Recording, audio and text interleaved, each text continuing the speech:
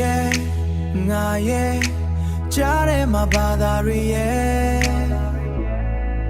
တချို့ကပြောတဲ့စကားလေးရဲ့ရလက်ကဘာဟာမသိသေးတခါတလေနင်ပြောသလိုငါလဲဒါကိုလေးနားမလဲတဲ့တခါတလေရဲ့ကြာရင်လေးအတိတ်ပဲတွေကြပြားတွေပျောက်သွားတယ်ဒီရဲ့ငါရဲ့ကြားဘာသာတွေရဲ့ကြားဆုံးမမရှိတဲ့ပကြားလေးတစ်ခုလားနင်လိုချင်တဲ့ချစ်နာရဲ့မြတ်တာရဲ့လိုချင်တဲ့မြတ်တာရဲ့စကားကဒီရင်ကိုရင်ခုန်စေဖို့တိုင်ခဲ့တယ်စကားလုံးတွေကတန်တိုင်းတွေလိုချနင်ပြောတာတစ်မျိုးငါကြားတာတခြား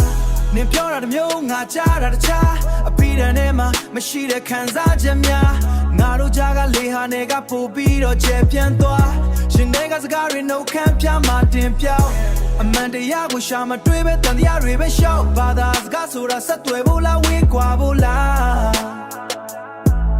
ငါတို့နှစ်ယောက်လုံးရဲ့နှလုံးသားကဖြေရှာဖို့ပဲလိုတာလားဘာသာစကားတွေကနှစ်တိတ်ပဲတွေငါနဲ့မတူသိချင်လို့သွားရင်တောင်နင်ထင်တယ်လို့မဟုတ်ဘူးအထင်လွဲနေခဲ့ရဟိုရင်လုံးမြောက်ကပြုံးယုံလားကန်စားရရဲ့အလုပ်တွေလုံးနေရင်ကွယ်နင်တွင်ပိတ်ထားတဲ့ဘာသာတွေရဲ့ဒီရဲ့ငါရဲ့ချာဘာသာတွေရဲ့ချာဆုံးမမရှိတဲ့ပကြားလေးတစ်ခုလားနင်လိုချင်တဲ့ချစ်စကားကဒီရင်ကိုရင်ခုန်စေဖို့